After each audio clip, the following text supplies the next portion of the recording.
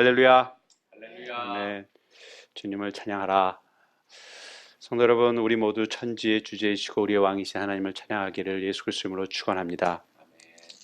그런데 우리 그리스도인들이 그래도 자주 나름대로 고백하고 나름대로 듣고 하는 이 할렐루야는 용어가 사실 성경에서는 그렇게 많이 등장하지는 않습니다. 지금 좀 전에 우리가 읽었던 그 신약에서는 지금 요한계시록에서 나오는 4번의 것, 이것이 있고, 구약에서는 시편에 한 24번 정도가 고백되고 있습니다. 그렇다고 우리가 오해하지 않기를 바랍니다. 하나님께 찬양드려야 하는 이유가 부족해서 말씀에서 자주 등장하는 것이 아님을 우리는 알고 있습니다. 성경 66권의 말씀을 보게 되면 우리의 믿음의 선조들이 고백한 하나님께 대한 찬양과 경배, 감사, 이 내용들은 차고 넘칩니다. 자, 그럼에도 불구하고 특별히 할렐루야, 주님을 찬양하라는 이 선포적인 고백이 우리들에겐 필요합니다. 여러 이유 면에서 있습니다. 여러분, 이 선포가 우리의 잠들었던 영을 깨우게 하고 우리의 영적 삶에 새로운 힘을 부어주기 때문에 그렇습니다. 제가 1부 때도 잠시 말씀을 드렸는데, 제가 이번 한 주간이 상당히 좀 개인적으로 힘들었었습니다. 여러 가지 모습으로. 그래서 어느 정도까지였었냐면, 내가 말씀을 오늘 증거를 할 수 있을까까지였었습니다. 해야 될까라는 것, 그런까지도 생각을 했었을 그 기간이 이번 한 주간이었었습니다. 자, 그럼에도 불구하고 제가 할렐루야라는 제목을 가지고서 말씀을 준비하면서 내 자신에게 할렐루야라고 선포를 하게 되었습니다. 그때 하나님께서 계속적으로 그래도 마음의 평안함을 주셔서 이 자리에 설 수 있게 되었습니다. 사랑하는 성도 여러분, 여러분들이 회중들에게나 다른 사람들을 향해서 할렐루야라고 고백하신 적은 여러분 많이 있으실 것입니다. 그런데 혹시 여러분들이 여러분 자신에게 할렐루야라고 선포해 보신 적은 있으십니까? 어쩌면 할렐루야라는 선포가 다른 사람들에게 하는 것보다 오히려 우리 자신에게 더 많이 주어져야 됨을 또한 느낍니다. 내 자신이 때로는 옹졸하고 부족한 신앙의 모습을 볼 때마다 더한 것이죠. 알게 모르게 잠들어 있는 내 무지함의 신앙 앞에 할렐루야라는 것이죠. 여러 많은 이유들로 하나님과 멀어져 있는 나의 궁색함의 신앙 앞에, 때로는 나의 미래의 삶을 하나님보다 더 잘 알고 있는 것처럼 생각하고 있는 나의 교만한 신앙 앞에, 지금의 나의 삶이 너무나 힘들고 어려워서 하나님 존재조차 잊어버리고 있는 나의 어떤 면에서의 망각한 신앙 앞에, 성도 여러분, 우리 각자가 할렐루야, 주님을 찬양하라고 자신 있게 선포해야 합니다. 성도 여러분, 우리 교회에서는 계속적으로 지금 생명의 삶을 통해서 요한계시록의 말씀을 경건의 시간을 더 갖고 있습니다. 계시록 말씀을 통해서 우리가 주로 보는 것은 하나님의 그 직멸하심의 경고이고 심판의 예언에 대한 말씀이죠. 그런데 이 심판에 대한 이 예언의 말씀이 그저 2000년 전에 있었던 성도들과 교회들을 향해서만 해주신 말씀이 아님을 우리는 알고 있습니다. 오히려 지금 이 시대를 살고 있는 우리들에게, 또 앞으로 살아갈 우리 후손들에게 똑같이 주어지는 말씀이고 오히려 더 피부에 와닿는 말씀이라 저는 생각합니다. 그런데 이렇게 주어진 이 계시의 말씀을 묵상할 때마다 우리가 항상 잊지 말아야 하는 것은, 이 계시는 하나님의 무서운 징벌 심판보다는 하나님께서 우리를 얼마만큼 구원하시고자 하는 하나님의 긍휼하심과 인내하심과 인자심의 사랑의 손길이라는 말씀이죠. 성도 여러분, 오늘 본문의 말씀에서 앞서 말씀드린 것처럼 4번의 할렐루야는 고백이 있습니다. 그런데 이 하나님께서 경고하시는 이 무서운 심판의 과정 속에 왜 이 모습을 보여주셨는지 사도 요한에게 우리는 좀 상고해 봐야 됩니다. 자, 그러므로 이 시간에 사도 요한을 통해서 주신 이 4번의 할렐루야의 고백을 통해 할렐루야로 찬양할 수밖에 없는 그 의미, 그 이유를 다시 한번 깨닫고 우리가 처한 상황이 어떠한 상황 속에서 있더라도 우리의 삶 속에서 온전히 할렐루야가 선포되기를 예수 그리스도의 이름으로 축원합니다. 네. 자, 본문의 1절 말씀 우리 다시 한번 합독하겠습니다. 1절 말씀 시작. 이일 후에 내가 들으니 하늘에 허다한 무리의 큰 음성 같은 것이 있어 이르되 할렐루야. 구원과 영광과 능력이 우리 하나님께 있도다 라는 말씀이 있습니다. 말씀에서 우리가 보듯이 2일 후에 내가 들으니 라고 있습니다. 여기서 이 일에 대한 내용은 바로 앞장에서 등장하는 주로 바벨론의 심판과 멸망에 대한 내용이죠. 이 계시록 17장하고 18장에 이어가지고서 바벨론에 대해서 얘기가 나오고 있습니다. 계시록 17장에서는 악의 세력을 상징하는, 즉 이제 하나님을 거부하면서 자신이 최고이고 그 최고의 위치를 온전히 누릴 수 있고 그것이 안 무너질 거라고 생각하는 그 바벨론에 대해서 얘기하고 있는 내용이 17장의 내용입니다. 또한 18장, 계시록 18장의 내용은 그렇게 잘 나갔던 바벨론이 스스로 나름대로 강하다라고 생각하고 내 성은 난공불락이야 라고 여겼던 그 바벨론이 결국 하나님의 심판으로 멸망당할 것에 대해서 얘기한 것이 18장에 대한 내용입니다. 우리가 일반적으로 성경에서 바벨론이라고 칭할 때는 주로 하나님의 나라의 진행을 방해하는 어떤 그 악의 세력을 상징해 왔습니다. 여러분, 우리가 알고 있으니 물론 그 바벨론이라는 나라가 있었습니다. 구약에 있었죠. 결국 그 아스로와 애굽을 누르고서 패권을 차지했던 나라였습니다. 근데 자신이 잘 나갈 것 같고 절대 안 무너질 것 같은 이 나라도 100년을 지나가지 못했었습니다. 분명한 것은 하나님께서 이들을 무너뜨렸었습니다. 자, 그에 대한 내용 말씀이 이사야서 21장 9절에 대한 내용이 있습니다. 자, 보소서 마병대가 쌍쌍이 오나오다 하니 그가 대답하여 이르시되 함락되었도다 바벨론이여 그들이 조각한 신상들이 다 부서져 땅에 떨어졌도다 하시도다. 이사야를 통해서 하나님께서 그 잘 나갔던 나름대로 자신이 최고라고 여겼던 바벨론을 무너뜨리겠다고 하셨고 결국 무너뜨리셨습니다. 이러면서 계시록 18장에, 그래서 오늘 다시 계시록으로 넘어왔을 때 계시록 18장이 이 바벨론의 패망에 대해서 다시 한번 리마인드 시켜주면서 과거의 바벨론이 어떻게 무너졌는지를 너희들 좀 생각해 보라 라고 말씀하면서 결국 지금 현 시대에 영적 바벨론의 모습이 어떻게 무너질 것에 대해서 얘기하고 있는 것이 18장에 대한 내용입니다. 사랑하는 성도 여러분, 현 시대의 영적 바벨론은 여러분 어떤 모습이라 생각하십니까? 우리가 잘 알고 있는 물질 만능주의, 음탕함, 사치함, 거짓, 착취, 우상 숭배 등 여러 모습이 있겠죠. 그러나 우리가 지금 제가 나열한 이러한 내용들이 처음부터 더럽고 추악한 모습으로 우리에게 다가오지 않습니다. 너무나 좋은 향기가 나고 아주 멋있고 때로는 아름다운 모습으로 우리를 현혹하죠. 그리고 또 이것이 꼭 있어야만 되는 것처럼 우리에게 다가옵니다. 결국 이것이 우리를 붙잡고 단순히 붙잡는 것이 아니라 우리를 짓누르고 결국 우리가 그것에 묻혀서 사는 사람을 살 수밖에 없는 모습으로 만든다라는 것이죠.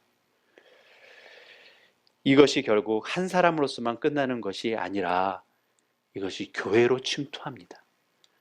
그래서 영적 바벨론이라고 하는 것이 결국 하나님의 사람의 공동체, 교회의 공동체를 무너뜨리기 위해서 나온다는 것이 바로 이 18장에서 계속적으로 말씀하고 있는 내용입니다.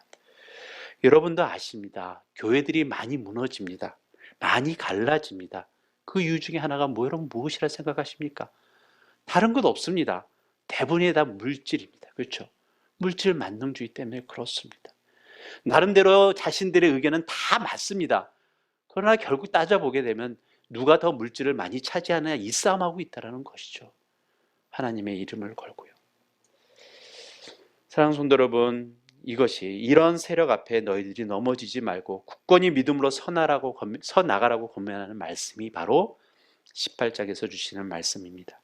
또한 하나님께서 말씀하시는 것은 분명히 하나님께서 과거에도 바벨론을 멸망시켰던 것처럼 미래에도 우리의 교회 공동체를 멸망시키는 영적 바벨론 세력들을 그렇게 하실 것이고 그 심판의 손길을 내리실 것이라고 말씀하시는 내용이 지금 우리가 묵상하고 있는 요한계시록에 대한 말씀에 대한 내용입니다. 18장 10절, 17절, 19절에 이런 말씀이 있습니다. 하나님께서 역사하시는 것이 단순히 오래 끌지 않겠다라고 우리에게 더욱더 강하게 말씀해 주시는 내용이 있습니다. 10절에 그 성 경관선 바벨론이요 한 시간에 내 심판이 이르렀고 17절에도 그러한 부가 한 시간에 망했다라고 얘기하고 있고 19절에도 너의 보배로운 상품에 치부하였더니 한 시간에 망하게 하겠다라고 얘기하고 있습니까? 뭘 하시겠다고요? 하나님께서 단숨에 무너뜨리겠다라고 얘기한 내용입니다. 이것은 그냥 단순히 그렇게 하겠다라는 거 하는 것이 아니라 우리들에게 그러기에 이거죠. 그러기에 우리가 경각심을 갖고 바르게 서라라고 말씀하시는 내용입니다. 자, 이 말씀의 내용이 요한계시록 17장, 18장의 내용이 이제 오늘의 본문의 말씀에서 얘기하고 있는 이 일 후에라는 내용입니다. 이러한 일이 있은 후에라는 거죠.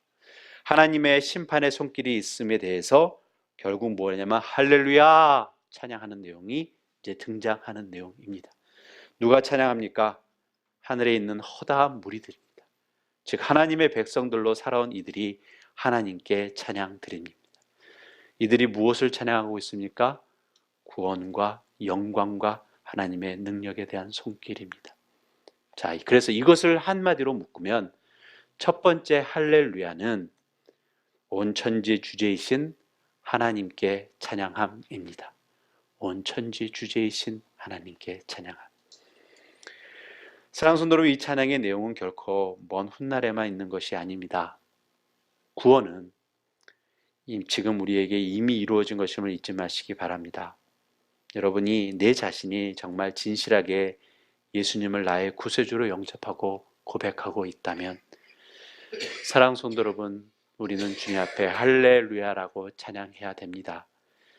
비록 내가 지금 내 신앙의 모습이 내가 생각해도 참으로 못난 모습이라 할지라도 때로는 내 신앙의 모습이 세상과 교회에서 이중적인 삶을 사는 내 자신을 본다 할지라도 하나님께서 우리에게 그래도 베풀어 주신 그 은혜의 손길로 그것이 변하지 않음을 여러분 잊지 마시기를 예수 그리스도로 축원합니다. 그렇다고 우리가 마음대로 살라라는 것은 분명히 아님을 압니다. 하나님께서 우리들에게 역사하시고 만드시겠다는 것을 잊지 마시기 바라는 말씀입니다. 여러분 기억하실 것입니다. 사도 베드로가 분명한 것은 나는 하나님 예수 그리스도를 따라 죽겠다라고 해서 아주 큰 소리쳤던 그 사도 베드로도 예수님을 3번이나 부인했습니다. 그런데 여러분 우리가 잊지 말아야 되는 것은 예수님을 3번 부인할 때도 예수님께서 그를 보시며 놓치지 않으셨다라는 것이죠. 또한 사도 베드로가 예수님의 부활하심도 받고 예수님의 승천하심도 다 보고 난 후에도 나름대로 이방인들과 같이 모여가지고서 얘기하고 노했던 그 모임이 사람들이 다가오니까 유대인 사람들이 다가오고 사도 바울이 다가오니까는 나름대로 창피해서 피하려고 했던 여러분 순간 기억하실 것입니다. 그때 사도 바울이 이 사도 베드로를 질책합니다. 어떻게 그럴 수가 있느냐라고 얘기를 합니다. 그러면서 그 가운데서도 분명한 것은 하나님께서 그를 세우셨다라는 것이죠. 사도 베드로를. 어디까지요? 그가 자신이 넉넉히 순교하는 위치에까지 세우셨다라는 내용입니다. 이것이 하나님께서 우리들에게 베푸시는 주제의 손길이라 저는 믿습니다. 그러므로 우리의 짧은 시각의 신앙의 눈으로 내 자신이나 다른 영혼들 구원됨에 판단하지 않기를 축원합니다. 또한 우리가 주님의 손길에 대해 쉽게 판단할 수 없는 이유 중에 하나는 저는 바로 이 영광이라는 단어라 생각합니다. 사실 영광이라는 단어는 어떻게 말로 표현할 수 없는 것이죠. 여러분 영광이라는 단어 우리 1절에서 얘기하는 구원과 영광 무엇으로 표현하실 수 있습니까? 영어로서는 어떻게 표현돼야 됩니까? 이 영광이라는 단어를. 한국의 말로서도 영광이라는 단어가 속히 이렇게 형용할 수 있는 그 어떤 대상이 쉽지 않습니다. 그 이유가 있습니다. 영광이라는 단어는 오직 천지의 주제이신 하나님께로서만 표현될 수 있는 단어이기 때문에 그렇습니다.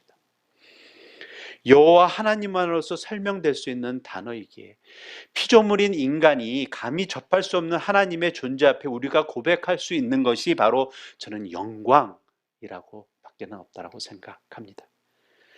그 영광에 하나님께서 베푸시는 손길이 바로 우리가 지금 고백하고 있는 능력, 올마이티 전능하신 하나님의 능력의 손길입니다.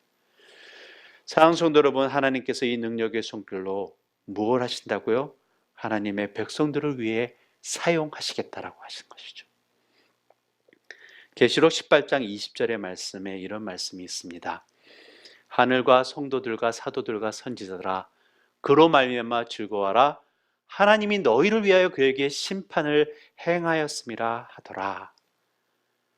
하나님의 역사하신 손길, 천지의 주제이신 우리 하나님께 우리가 뭐라고 해야 된다고요? 할렐루야 라고 고백해야 된다는 말씀입니다. 그랬을 때 하나님께서 그 능하신 손길로 행하실 것이고 그것을 통해서 우리들에게 많은 복이 임할 줄 믿습니다. 우리 2절 3절 말씀 같이 다시 한번 합독해 보겠습니다. 2절 3절 말씀 시작.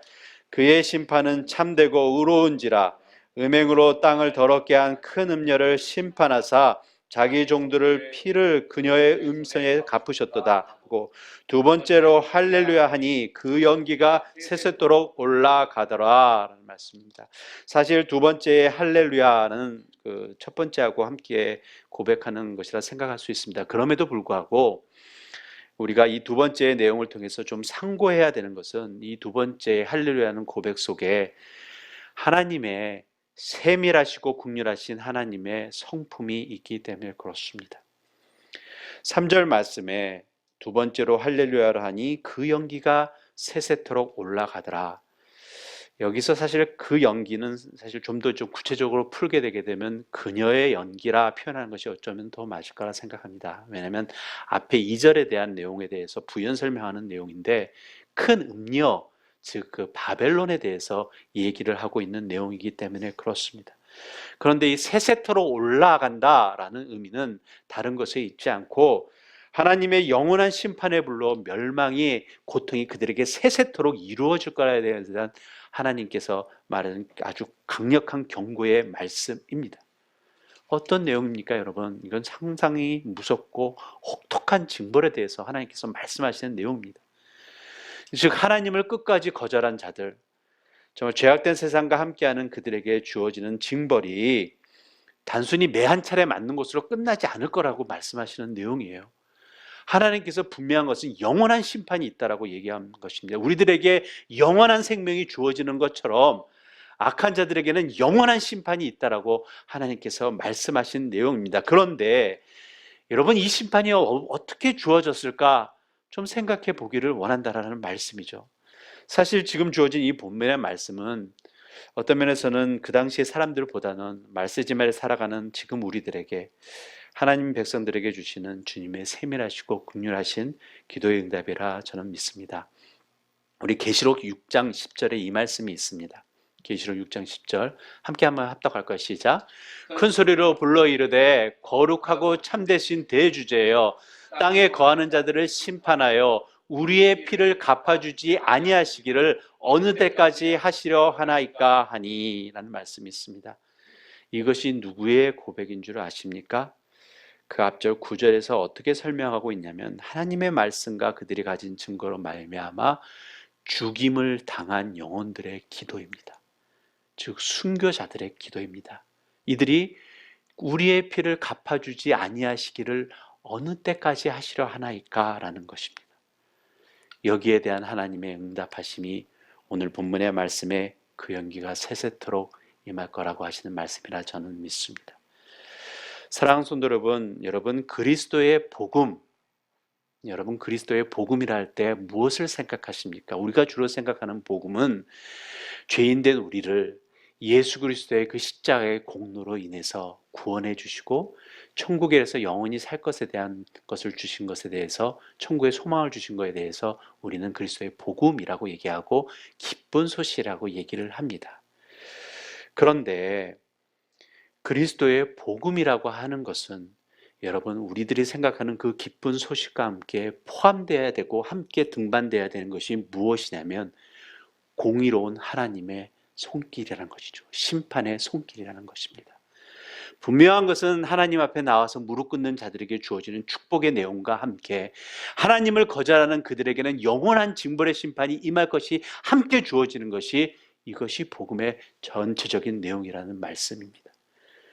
그리스도의 복음만을 믿고 살았던 신자들, 성도 여러분, 그 공의로우신 하나님만의 심판을 믿고 살았던 그들, 때로는 그들의 삶이 여러분 아픔이었고 고난이었고 고통이었고 나름대로 외로움의 삶을 살았던 것이었었습니다. 그러기에 그들이 하나님 언제까지 우리의 기도 안 들어주실 것입니까? 라고 고백하는 것입니다. 여러분, 우리는 나름대로 그래도 편안하게 살고 있지만 사랑하는 성도 여러분, 우리들의 삶 속에서도 언제 닥칠지 모르는 내용들이 있습니다. 이것이 고난이고 이것이 핍박이라고 우리가 느낄 수 있는 그 모습이 다가올 것입니다. 때로는 어떠한 성도님들한테는 그것이 순결하는 모습으로 다가올 수도 있다라는 것이죠. 자, 그럴 때 우리는 견뎌야 됩니다. 분명한 것은 우리의 복음 안에는 하나님께서 역사하시는 그 손길이 언젠가는 임할 것이라는 것이 있기 때문에 그렇다는 말씀이죠.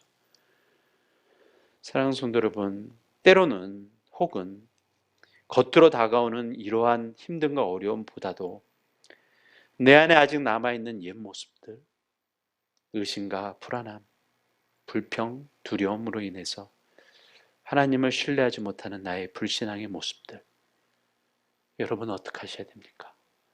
우리가 주님 앞에 간구함으로 성령의 불로 태워달라고 간구해야 합니다.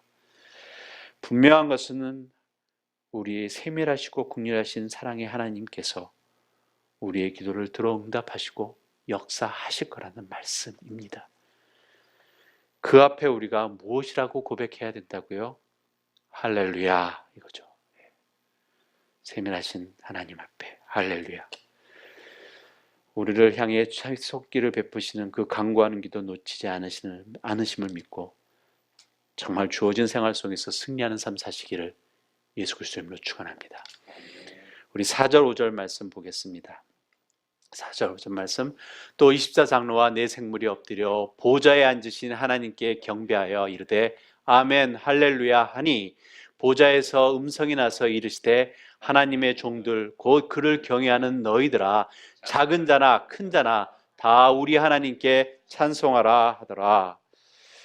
말씀에서 등장하는 24장로들은 우리가 일반적으로 말씀에서 얘기하는 내용은 구약에서 하나님의 백성인 이스라엘의 그 12지파들과 신약교회의 12사도들을 얘기하고 있다라고 얘기합니다. 그 이유는 요한계시록 21장 12절과 14절에 이러한 내용이 있습니다. 한번 볼까요? 크고 높은 성곽이 있고 12문이 있는데 문에 12천사가 있고 그 문들 위에 이름을 썼으니 이스라엘 자손 12지파의 이름들이라. 또한 14절에 그 성의 성곽에는 12귀초석이 있고 그 위에는 어린 양의 12사도의 12이름이 있더라 라고 얘기를 하고 있습니다. 그래서 24장로들은 아마 이것을 대표해서 얘기하는 것이 아닌가라고 얘기하고 또한 이것이 더 크게 나와서 주님의 은혜로 구속함을 입은 의롭게 된 하나님의 백성들을 표현한 것이라 그렇게 생각하고 있습니다. 자, 그런데 이들이 지금 하고 있는 것이 무엇이냐라는 내용이죠. 이들이 엎드려 주의 보좌 앞에 하나님께 경배하며 할렐루야 찬양하고 있습니다. 그때 이들이 주님 앞에 찬양할 때 무엇을 얘기하고 있냐면 5절 말씀에 보좌의 음성이 나서 이르시되 하나님의 종들 곧 그를 경외하는 너희들아 라고 부르시고 계십니다. 사랑하는 성도 여러분, 하나님을 경외함이란 무엇일까? 한번 생각해 보기를 원합니다. 여러분 하나님을 경외하십니까? 어떤 모습으로 경외하십니까?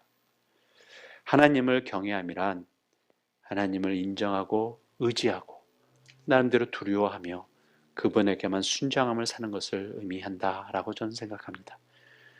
그 경외함에 있어서 우리가 바르게 깨닫고 잊지 말아야 하는 것이 있습니다.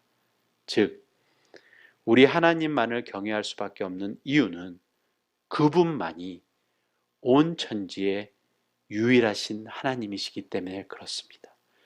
우리가 세 번째 할렐루야라고 찬양드리는 하나님은 온 천지의 유일하신 하나님입니다. 이 의미가 무슨 의미냐면 여러 신들 중에 가장 힘이 센 하나님이 아니다라는 말씀이죠. 이 세상에 오직 한 분밖에 없는 신이 바로 우리 여호와 하나님이시라는 거죠. 그 위에 나름대로 신들이라고 섬기는 것들은 그냥 인생이 맞는 헛된 우상에 불과하다라는 말씀입니다. 사랑하는 성도 여러분, 우리의 인간의 죄성이 무엇 때문에 시작됐습니까? 바로 이 유일하신 하나님과 멀어짐으로부터 시작됐습니다. 인간이 하나님과 조금이라도 간격을 두게 되게 되면 그냥 그대로 살지 않습니다. 이유가 뭔지 아십니까? 그 벌어진 조금이라도 간격 속에 인간에게 탐심이라는 것이 들어옵니다. 그 탐심이 어떻게 만드냐면 우리 인간을 또 하나의 우상을 만들게 합니다. 어떤 우상을 만드냐면 내가 원하는 우상을 만들게 한다는 것이죠.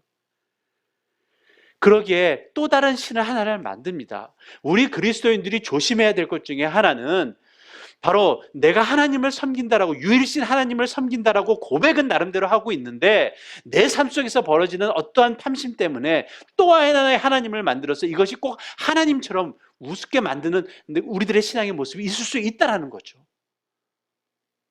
사랑하는 성도 여러분, 정말 유일하신 하나님을 섬기기를 예수 그리스도 이름으로 축원합니다. 왜 하나님께서 하나님의 백성들이 뼛속 깊이 새기면서 알고 있어야 할 십계명의 첫 계명을 뭐라고 주셨습니까? 너는 나 위에 다른 신을 내게 두지 말라라고 하셨습니다. 우리가 모두 여기서 자유롭지 않습니다. 경각심을 가져야 합니다. 경각심이 있지 않게 되면 나의 우상을 어느 순간에 알게 모르게 나를 위해서 만들기 때문에 그렇습니다. 그를 경외하는 너희들아, 이 말씀을 좀 풀이한다면 여호와 하나님만이 유일하신 하나님만을 믿고 그 말씀에 순종하고 종된 삶을 사는 너희들아 라는 말씀이죠. 우리의 모습이 되자 고백이어야 할 줄로 압니다.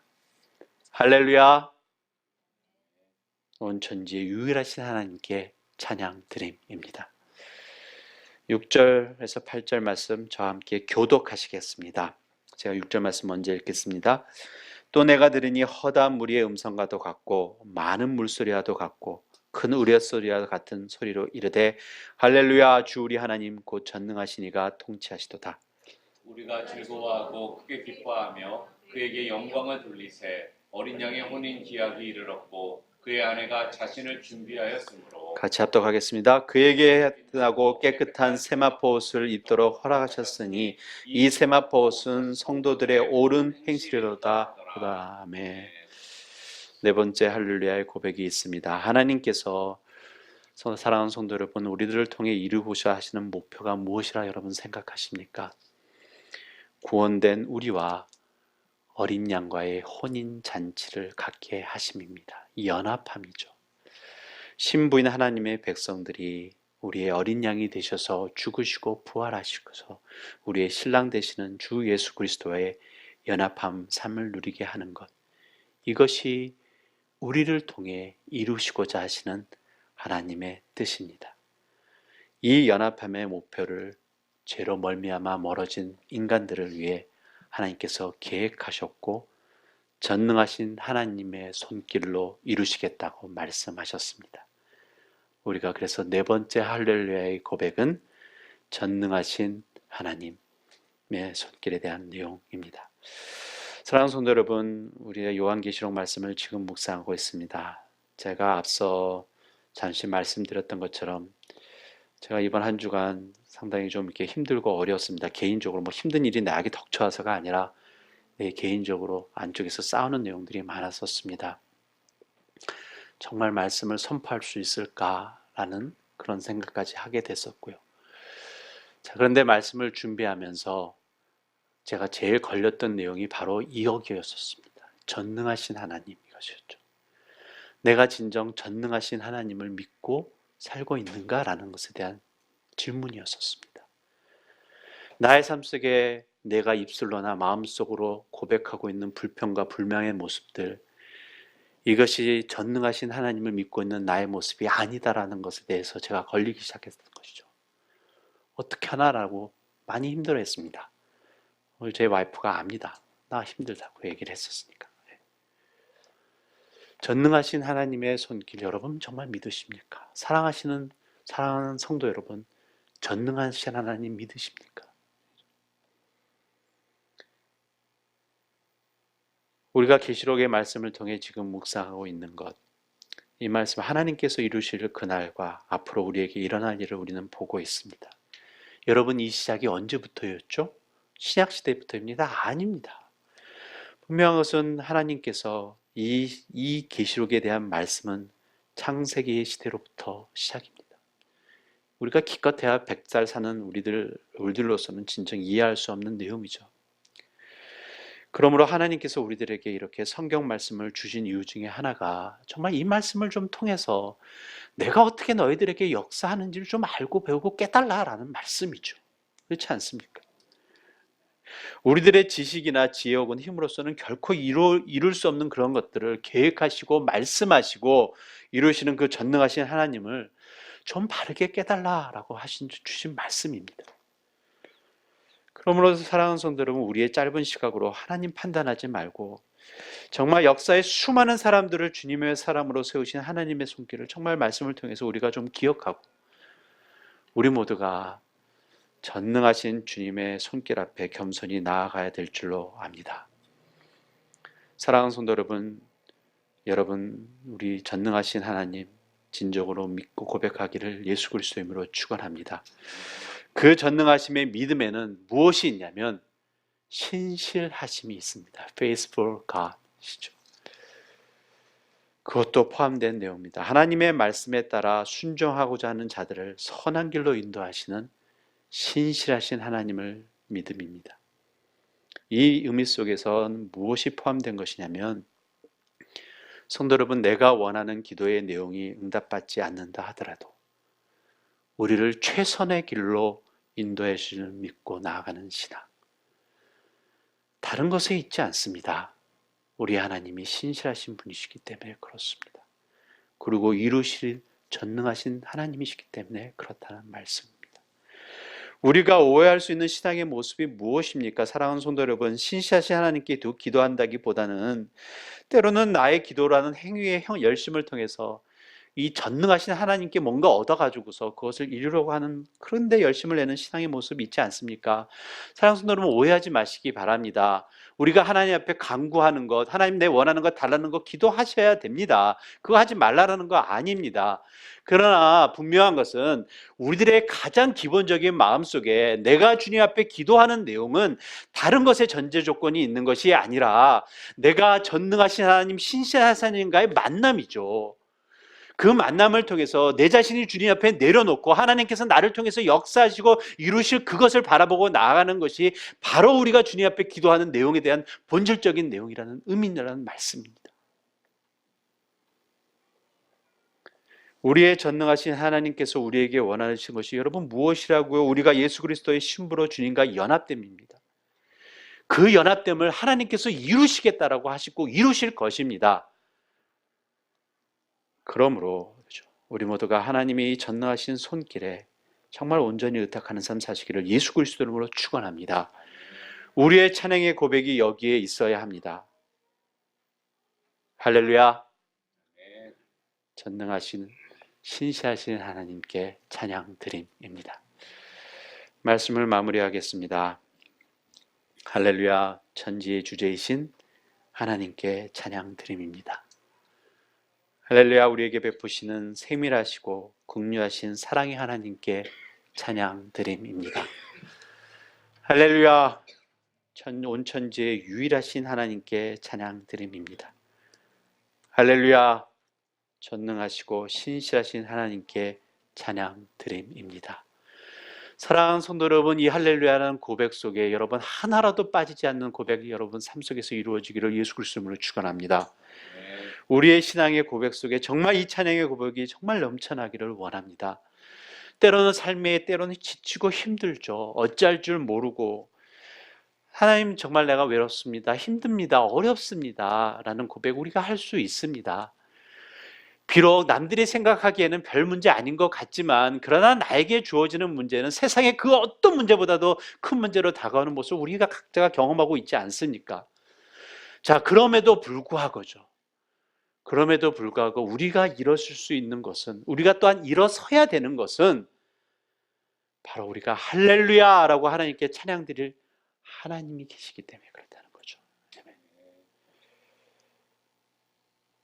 여러분 개인적으로 드리고 싶은 할렐루야 고백이 풍성하기를 예수 그리스도의 이름으로 축원합니다. 기도드리겠습니다.